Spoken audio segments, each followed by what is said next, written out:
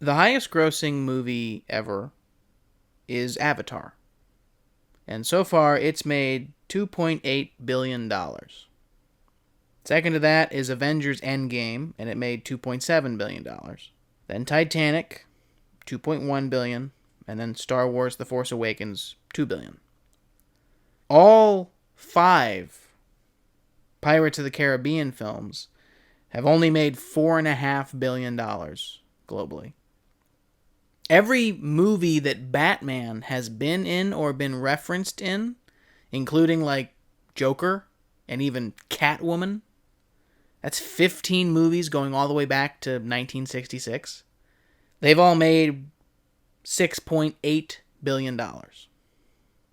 All the James Bond movies, which is like 20 of them, that they've been making for 70 years. Now, granted, the majority of the money has been made in the last 10 years with Daniel Craig, but all of those movies have made $7.1 billion. And all 8 Harry Potter movies made $7.7 billion. Grand Theft Auto 5 has made $7.5 billion in 9 years. Now, that does include GTA Online, and everything I'm about to talk about is, included in that. $7.5 billion for one product. It is by far the most successful entertainment product ever.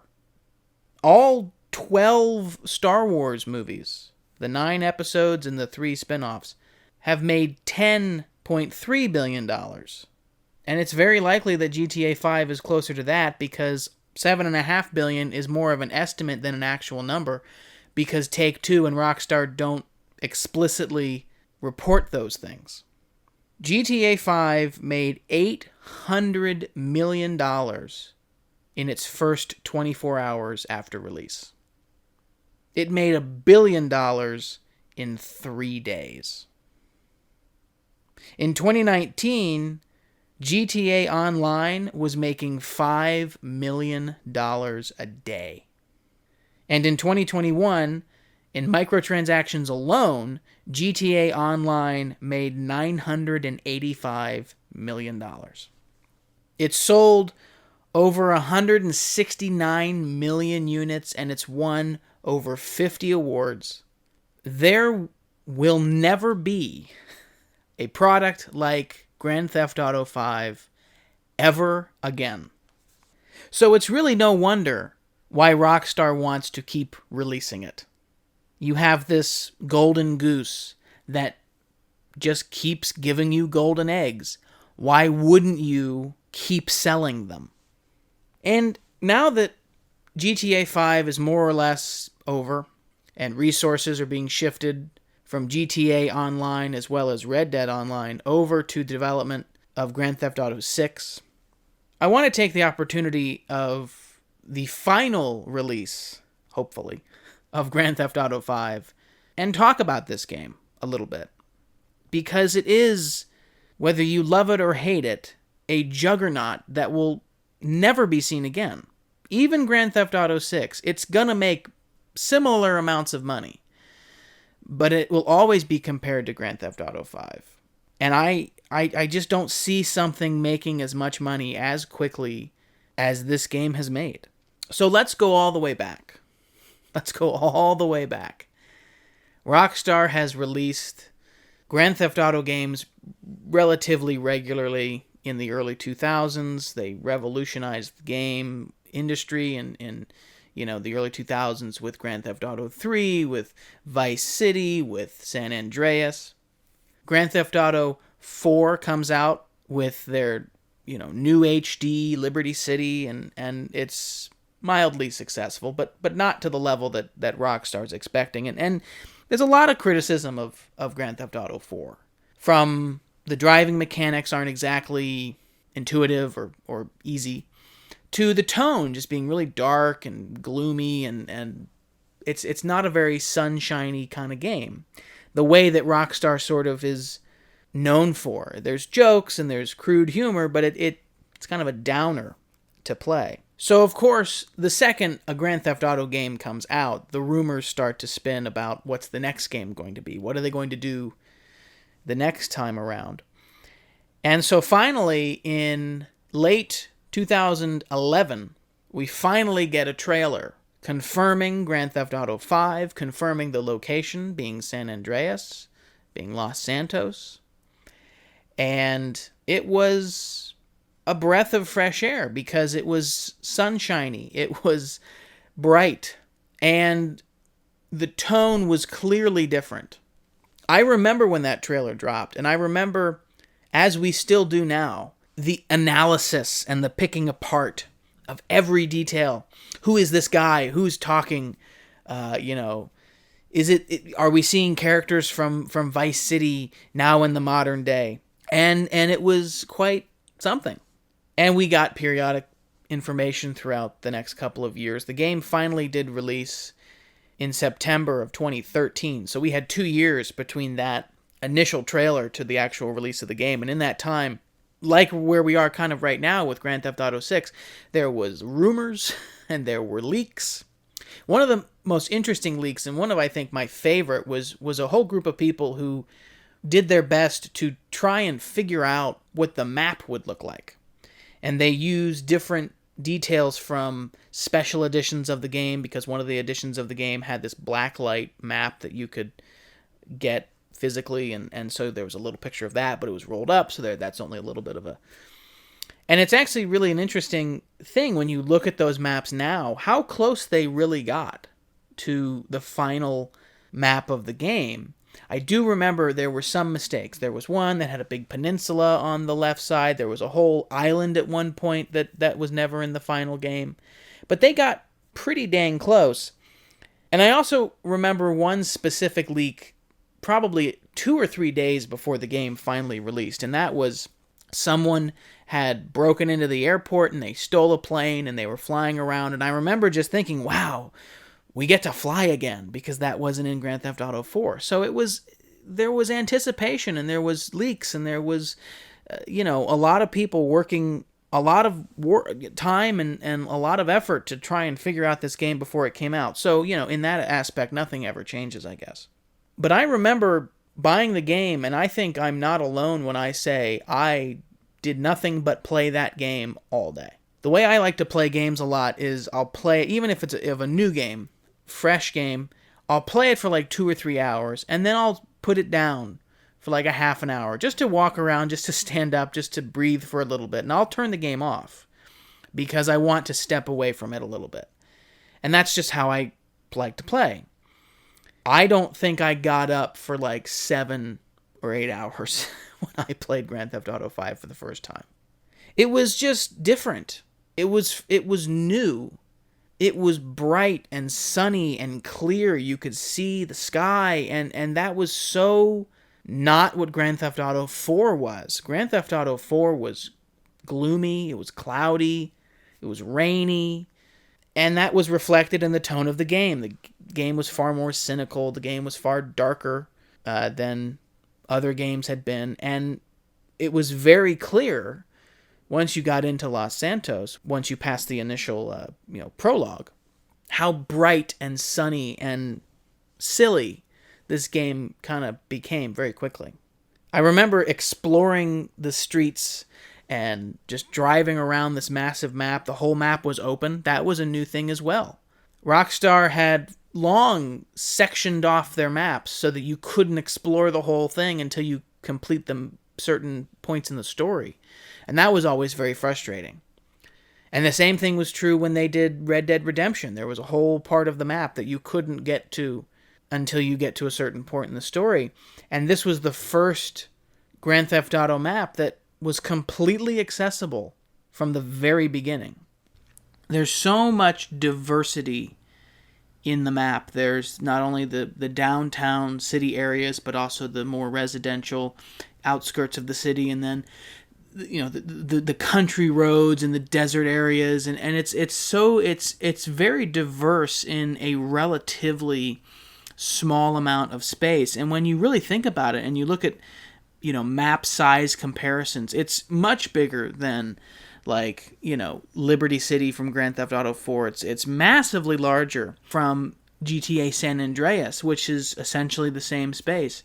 And it's really one of the most interesting things about this game is that you can drive and fly around the map for hours and never really be bored, because there's so much diversity, not only in the visuals of the map, but also in terms of the things to find and the things to do. What Rockstar did, which was, it's kind of interesting to see the evolution of their games if you sort of follow the gameplay elements that go from one game to another. In Red Dead Redemption, they introduced these stranger missions. These strangers would just sort of be on the road, and you could either help them or not. And Grand Theft Auto 5 brought those in. And so when you're driving around the map, when you're just going around, random people will ask for help, or they'll ask for a ride, or they'll be chased, or there's you're driving down the road and there's a bride running out of the church and saying, "Oh, please, I don't want to get married to him. Can you take me home?" And it's really an interesting, it's a whole side element of the game. If you're Trevor, you can take them to the people up on the mountain, and you can sacrifice them to the cult, or and sometimes it's interesting if you've played the game before and you kind of know who these people are and what they want. I know there's many instances where I just drive right past them and go, "I don't have time to go drive you to the airport, man. I can't do that." But it really does create a living world type element that is quite. It's almost rudimentary when you look at like Red Dead Redemption 2 and what they were able to do with that, but even then that kind of breaks down. But it adds this really interesting dimension. And then there's, other than the strangers, those are the stranger missions, then there's also the freaks, which are just, in general, people scattered around San Andreas, and you can talk to them and meet them and see their interesting opinions on the world. So it adds this sort of, this variety and these little things to find. And just traveling around this map, there's dozens of cars and different modes of transportation, airplanes and helicopters and different things. And it really does, it's an interesting map that has a lot of secrets that are still being discovered today. I mean, I always feel like I'm reading a new article saying, it's been 9 years and finally players have found the secret of this or that. They've been looking for a jetpack for decades. For a decade, they've been the secret of Mount Chiliad. What is really going on there, and I think that it's a really interesting thing to sort of inject a world with mystery and clues to things that may or may not be true. But that sort of just adds to this. It really does feel massive at times. At times it feels really small. You see the same buildings if you're traveling in downtown Los Santos. It does feel very small. I've been here 5, 6, 7 times. But really, when you sort of get out there and you get out in the world, it does feel pretty huge. And I think it's really impressive. All that being said, again, there's always a negative to everything. One is that just simply driving across, if a lot of Grand Theft Auto is drive here, shoot these people, drive back, and that is criticism that's very, very valid.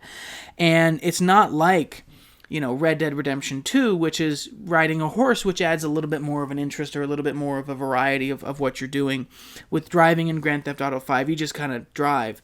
And it can be a little bit monotonous. It can get a little bit boring to just have to just drive straight lines while someone's talking to you. So it's there is that monotony that can exist, as is true with any cityscape, and that's the way it's going to be in any Grand Theft Auto game. You're always just going to have to drive somewhere. The other criticism that I really do have about the map itself, which I guess is not necessarily specifically about the map, but the buildings inside the map, we've all complained about how so little of Grand Theft Auto 5 has enterable buildings. So many buildings are not real. They are all facades, so they don't have interiors, which is really frustrating. There's some gas stations and a few things, but there really isn't a real variety of places to go.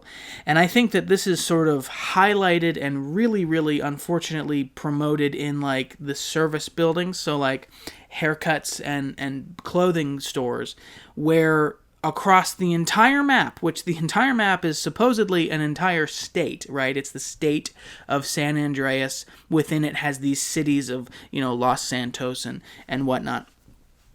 But every single, for example, other than one, the fancy hairstylist in Los Santos area, every single barbershop is exactly the same, with the same woman standing behind the counter. Same thing with every clothing store. Every individual clothing store, there's a few different, brands of clothing or a few different stores, but, they're all the same. They're literally copied and pasted from every single location. And, again, you could argue that who cares? Really, it's just the clothing stores. You got to get the clothing, you got to get a haircut, whatever. These are not vital parts of the game. They are just elements that are also there. But I guess it's also sort of looking at the next game, Red Dead Redemption 2, when you see how every one of those stores, while they're all providing more or less the same materials, more or less the same goods, they're all different. More than that, every clerk behind the counter is different, and even then they recognize you. And one of the greatest little things, it's the little things in Red Dead Redemption 2 that make you kind of go, well, that's just amazing. When you go to a certain shop in one place and you don't go back there for a very, very long time, and then you go back there, they'll say, oh wow, haven't seen you in a long time, you look great, and so like this it's that little bit of continuity where you kind of go, he remembers me, that's so neat. And that is so not how Grand Theft Auto 5 does it. In Grand Theft Auto 5, it's literally copied and pasted. And even the animations, there's 3 different characters. They all get up out of a haircut exactly the same. So, as massive and huge and diverse as this map is, there's also some copy and paste. And that's just sort of, I guess, how they could do it back then. But it is another one of those things where you kind of go, this is a 10-year-old game.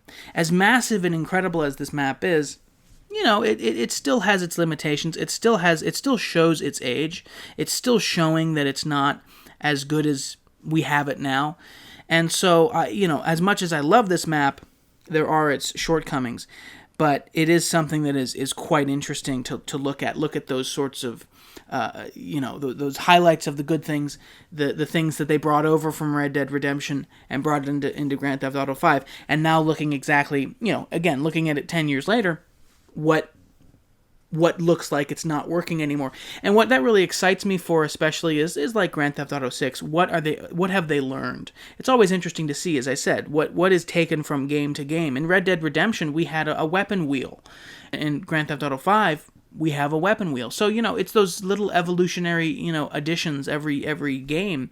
So, look at what was introduced in Grand Theft Auto 5. Look at what was introduced in Red Dead Redemption 2. And look at how the world is changing in Red Dead 2. It makes me think about, GTA 6. What are they going to be able to accomplish? How big is this map is going to be? Now, we have rumors that we don't know if it's going to be a smaller map at the beginning, and then they're just going to expand it over time. It's going to be sort of a changing map, a growing map, and that's one option. Another option is that it is massive. It is huge. And so I think that that's something that is not only, it gets me excited to think about what could have changed, what could have been improved, but also it gets me excited to think about how they have learned from Red Dead 2, from Grand Theft Auto 5, in terms of those little details, in terms of those little things that sometimes we forget, but they really show themselves very apparently as we replay the game over and over again. So the map, it's especially is one of those elements that you can almost point to specifically about as sort of an example of everything: the good, the bad, and the ugly. So there was a lot of improvements. There was a lot of new things. It was brighter. It was bigger. I mean, and this is 2013, so this is the top of the line technology of the PlayStation 3 I was playing on, and it was amazing. I mean, it's so interesting to think about what was state of the art at the time. You look back throughout the years and you go, wow, we thought that was the best it could ever be. It makes you just sort of think what's the best going to be in 10 years. But it was mind-blowing how much bigger this game was, how much better this game was at just first glance. The driving was better, the voice acting was incredible, the animations were really sharp. It was just amazing, and it was the best open world game at the time from arguably the best open world developer, a developer that had popularized and, was incredibly successful with their open worlds. This was the best they could do, and this is the best there is. And it was just a joy to run around and play. And one of the main reasons why it was so fun and exciting and new to play was that we had a whole different gameplay system, really. We had 3 characters that we could switch between. And, this was something that we knew was happening. They told us it was happening. This was not like a surprise. But it was something that was I was very curious how it was going to work. And I was curious how it would flow between these 3 characters. And my main concern really was, are we going to get 3 characters that are each a third of a character? Like, did Rockstar make one character and go, this is, either too much, or I have a great idea, let's make them into 3 characters, and then they just sort of cut them into thirds and say, okay, this is one part of the character, this is another part of the character, and this is a third part of the character. And so now that's our 3 characters. And they would all be underdeveloped. And I don't think they were. I think that they were 3 very, very well-developed characters, fully rounded characters. And I think the majority of that not only goes to the writing, but really it goes to the voice acting. So these 3 characters, you have Michael, Trevor, and Franklin. Michael being the old, retired, bank robber who's living a dissatisfied retirement that, he hates the modern world. He likes the 80s. He likes, analog things. Then you have Franklin, who is the up-and-comer, sort of the younger generation trying to learn from the older generation. He was looking up to Michael for advice, for help into this world. And then you have Trevor, who I think at one point was described as every, maniac Grand Theft Auto player who just blows things up and shoots everybody, which I think is a pretty apt description. And the dynamic between the 3 of these characters was really quite something, because they each did add something to the group. No one felt superfluous. No one felt over-important. They all felt very equal. And I think the main reason why that is that they were able to put 3 storylines together. They didn't just say, we're going to have one storyline that has 3 characters. We're going to have 3 storylines that converge at times. And that's very difficult to successfully do. To be able to say, we're going to have all these different threads, and they're not going to intersect each other in a way that makes them crash, but in fact, we're going to make them work well. And I'm always fascinated how games start, what the developers want you to see first, and to start with the flashback in Ludendorff, to start with seeing essentially the end of Michael and Trevor's professional, bank robbing relationship 20 years ago, is a really interesting choice, because it starts obviously with action, which is very exciting, but it's action that is incredibly important to the plot. And when you realize, okay, that's Michael and Trevor, and then we go to Franklin and we live with Franklin for a little bit, and we don't introduce Trevor again for quite a while, I think that creates a very, very good balance. A balance that we need, because we don't want too much of not only new information, but we also want this to be an organic and a natural story. And Trevor showing up is part of that organic and natural story. I think a lot of the attention on Grand Theft Auto goes just automatically to Grand Theft Auto Online, and not enough is spent on the actual story, the single-player story that they presented. And I think that that's a shame, because it really is a good story.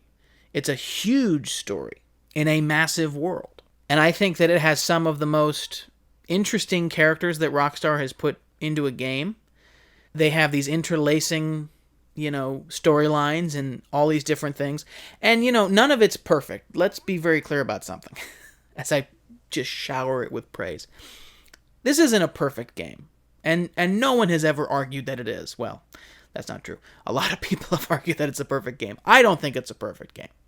And I think that you can argue, well, the negatives that are there are not, they do not outweigh the positives. And the positives are so vast and they are so abundant that there's no reason to let the negatives sort of get the positives down.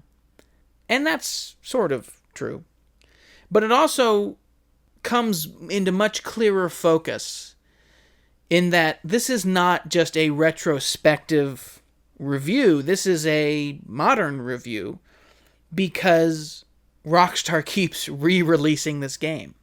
So after it was originally released in September of 2013 on PlayStation 3 and Xbox 360, a little over a year later in November 2014, it was re-released. It was remastered, really, for Xbox One and PlayStation 4. And then, a little while later, in April of 2015, it was released on PC. And that's probably where they should have left it. And these re-releases were nice, and they brought a little bit extra, quality to the gameplay, and very few features, which was unfortunate. But it was nice to have them updated. But then, Rockstar decided they wanted to re-release it again on the modern PlayStation 5 and Xbox Series X consoles. And we can get into that in a minute. But bringing them to this modern gameplay environment, I think, was probably a mistake, honestly. A lot of the praise that I'm putting on this game is very much contemporary praise in 2013. And even 2014. All this, complex interweaving of stories is very, very impressive for 9 years ago. And I think it's only fair to say that when we play it again now, it does show its age.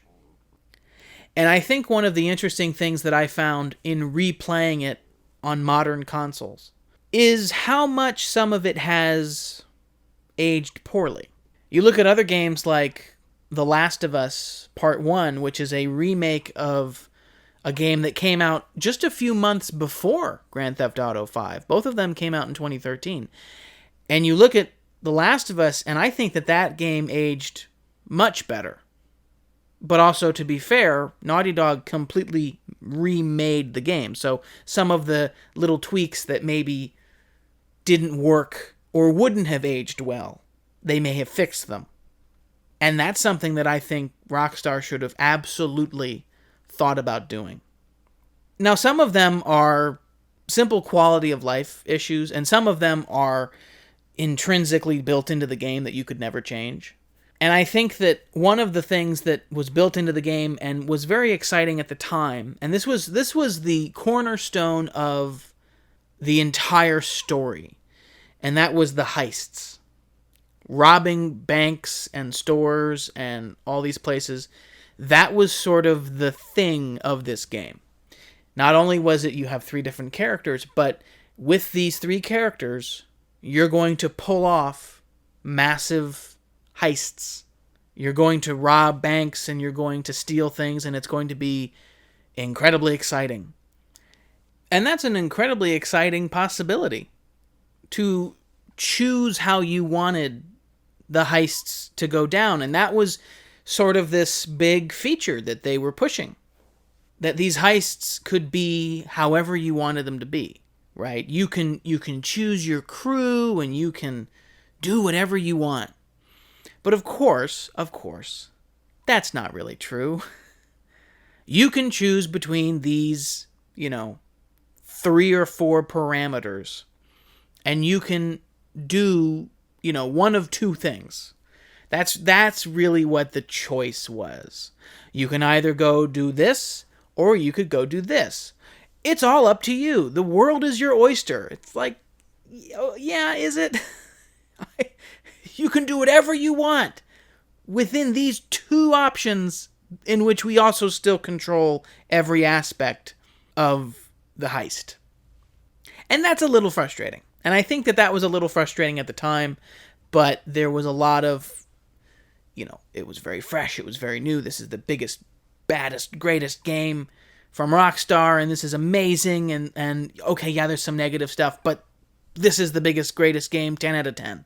But I think now it's been a couple years, we're now seeing it again.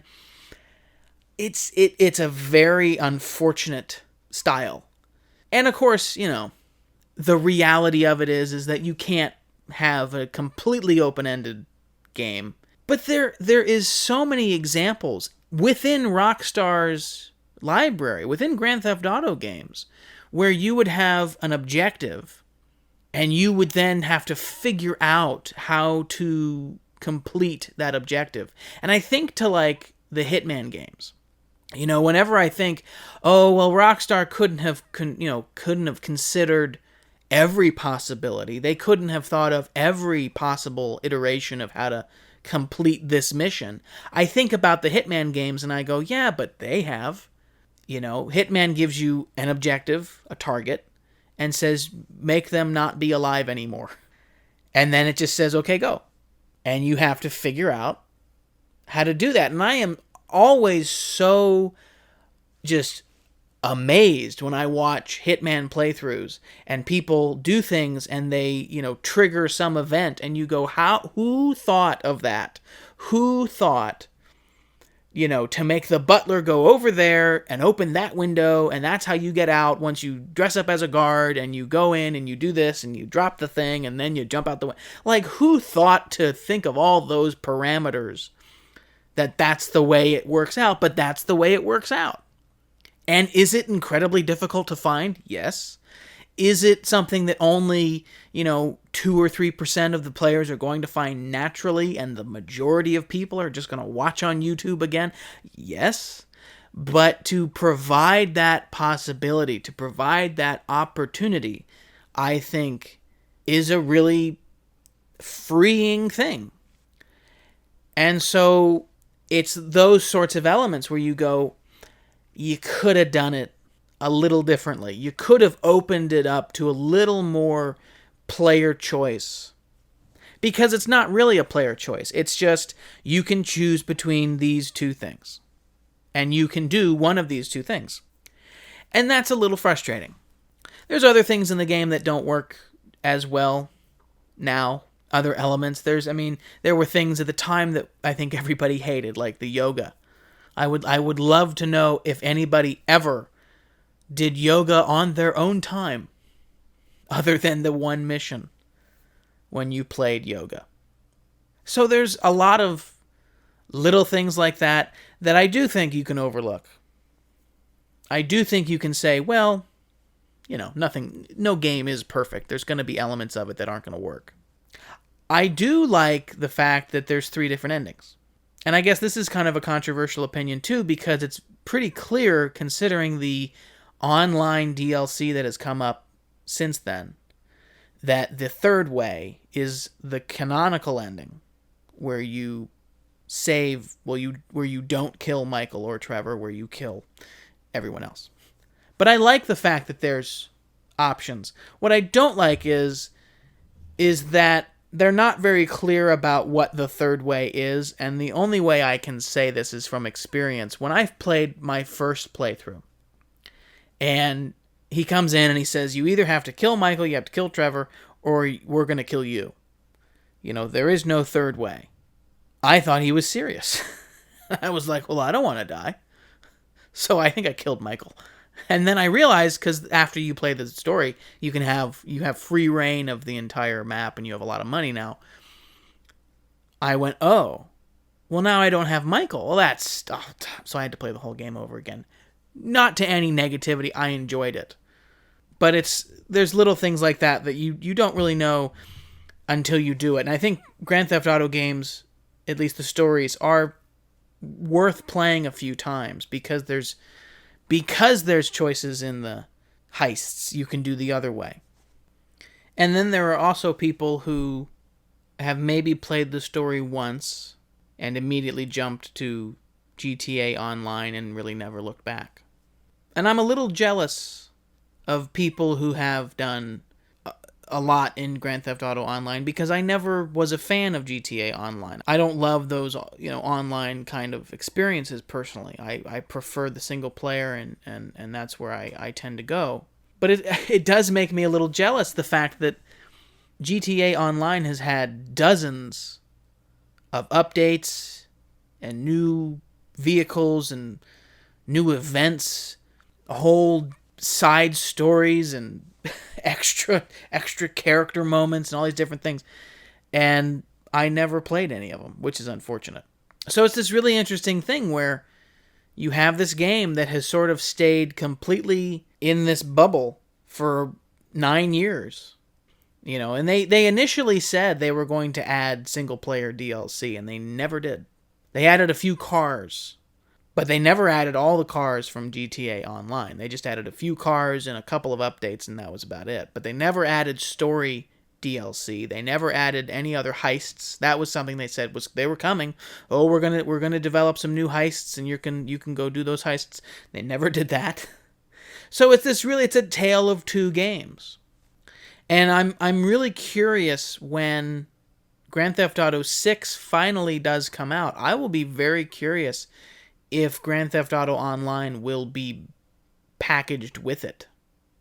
And I know that Rockstar kind of does package these things differently, and that is why, for some reason, the PlayStation 5 version of the new and improved, expanded and enhanced next-gen version of the game only costs $10 on PlayStation, whereas it cost $20 on Xbox because the online portion was free on PlayStation for some reason.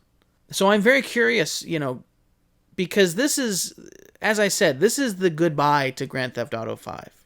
This is the last looks at this game.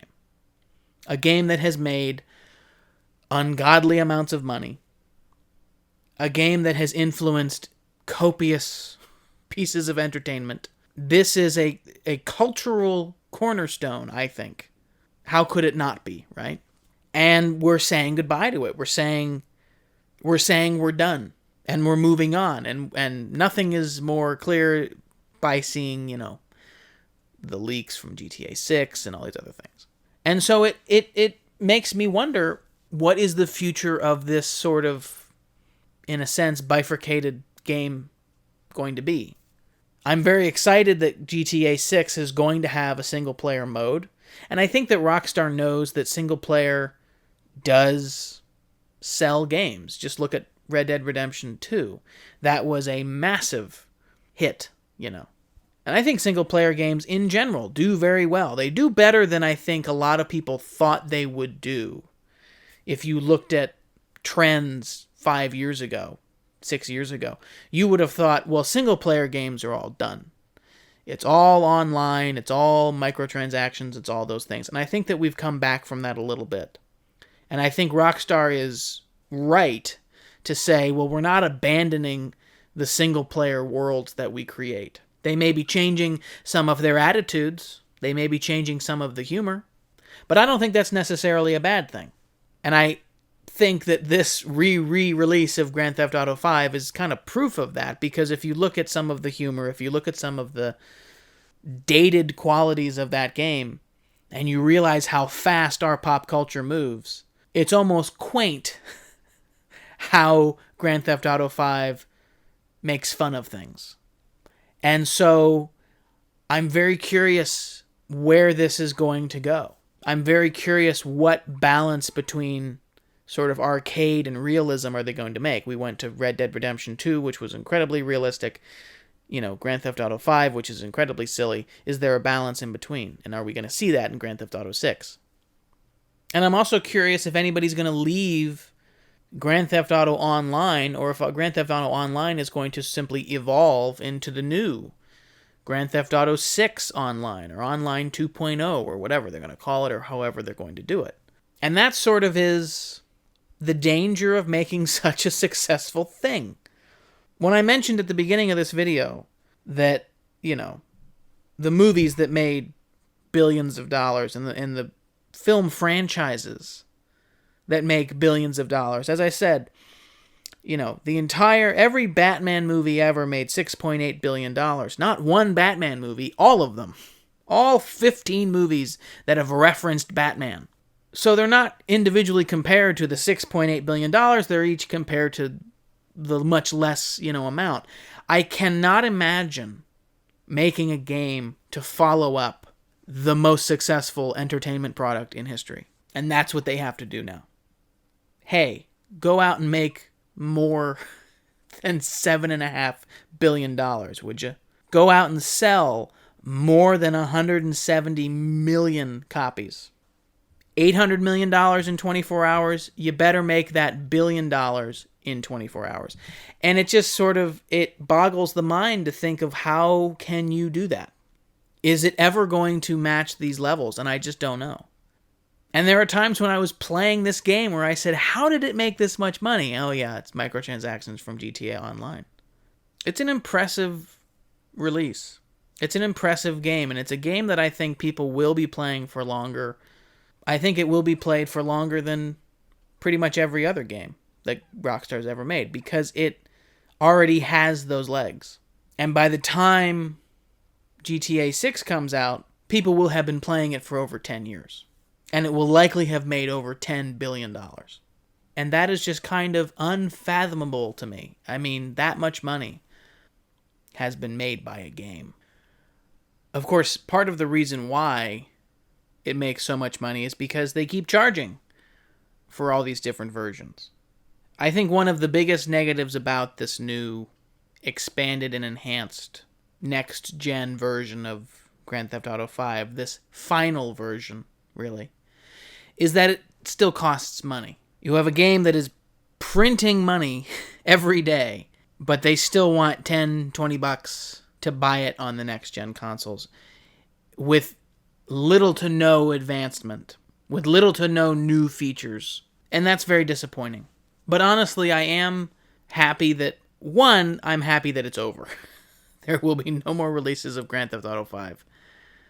But two, that this is sort of the final version of this game as Rockstar wants to present it. Now, we know how advanced and beautiful this game can look on PC. But this is the console version. This is sort of the general public version, if you will. And this is how Rockstar wants us to remember Grand Theft Auto 5. Really. This is how they're leaving us. So this is the final look of Grand Theft Auto 5. And that's a really interesting thought. And I don't think anybody has ever looked at a single video game like this before. And that's, I think, what makes this game so unique. There's never been a game that's made more money. There's only one other individual video game that sold more copies, and that's Minecraft. There's never been a game that has been so played as much as Grand Theft Auto 5 has been. And so it's sort of like, it's the end of an era in a lot of sense. You don't really know what could possibly come next because this was so unprecedented. It was so unique. It's like the Queen dying. Who knows what happens next? I did just compare Grand Theft Auto 5 with the Queen of England. Who hasn't, honestly, really? But this is a very interesting moment in gaming because Grand Theft Auto 5 ushered in such legitimacy to video gaming in the sense of money. There are a few games that have sort of broken through the mainstream, and I think, early on it was like Halo and Halo 3 especially. And beyond criticism, violent video games, everybody's becoming horrible because of video games. And Grand Theft Auto is such, it's such vile content. How could we possibly let our children play this? I think what it does beyond that is it shows video games being a massive revenue source. Grand Theft Auto 5 ushered in a lot of those sentiments. And I think that that's an interesting thought to understand that in 10 years, the video game landscape, the video game industry has changed. It really has. And some of it is because of what Grand Theft Auto ushered in. It's part of the class that Grand Theft Auto was part of. It makes you think about what the next game is going to be. It makes you think about what the next game could be. I don't envy Rockstar. I don't envy the developers of Grand Theft Auto 6 because there's no way, like I said before, there's just no way you could possibly match these numbers. It's going to make a lot of money. There's no doubt that Grand Theft Auto 6 will likely make more money faster than Grand Theft Auto 5 did in terms of its initial sales. 800 million in 24 hours, 1 billion in 3 days. But the bulk of the money that Grand Theft Auto 5 has brought in has been from Grand Theft Auto Online. That is really the successor that Rockstar needs to be worried about. Because that's where all the money's coming from. That's what's paying the bills. It's very rare to see a game change an industry. It's very rare to see a game mean so much to an industry. It's very rare for a game to be re-released 3 or 4 times. It's very likely that some people have bought this game 4 times. One on the initial release, one on the remastered release, once on PC, and then once again on the new next-gen consoles. It's very plausible. And that can cause frustration, and I understand it. And I think that when you look at the individual level, individual release, this is a frustrating release. Individually, this expanded and enhanced, whatever they want to call it, the next-gen release, the Xbox Series X, the PlayStation 5 release, I think that there's valid argument for criticism. But as a whole, as a game over releases, a game across generations, a game in and of itself, and what it's done, I think is really something to marvel at. Even if you don't like it, I think you still have to look at it and go, wow, that is something. That is a very big thing. And it makes me just so curious as to what is the next big thing. What is the next steps for this company? I've said it a few times now, and I'll say it a few times more. I don't envy them. But what I think you can honestly say with this release, with this version of the game, and with all the rest, Grand Theft Auto 5 is one of the best games ever made. It's one of the games that I think a lot of people will put on their top 10 lists. It's a game that will be on the best of the decade list. It's a game that expanded beyond what we knew could be done with open worlds. It was a game that was able to weave multiple characters together and to combine complex storylines that actually matched up and worked, and created a story that was fun and exciting to play, and with features that were, while not perfect, were different and interesting. This is a game that is truly, at least was, revolutionary. If now it's a little dated. Now it's a little bit long in the tooth. And releasing it once again simply highlights those facts. It doesn't gloss over them. Especially considering Rockstar did little to nothing to actually change or improve what may not have been perfect. But this game was something else. This is a game that I think a lot of people, myself included, remember where they were when they played it for the first time. They remember where they were when they saw that first trailer. They remember where they were when they experienced the big one. This was a game that not only changed gaming, it changed gamers. It changed what we expected. And while it may have been outdated within 2 or 3 years by other developers who made even bigger open worlds and more living open worlds, and who made far more intuitive and far more natural gameplay elements that worked way better than GTA ever did, there's no doubt that game developers have improved leaps and bounds beyond what GTA 5 did. But GTA 5 still did it in a way that we remember. Mostly because Rockstar refuses to let us forget.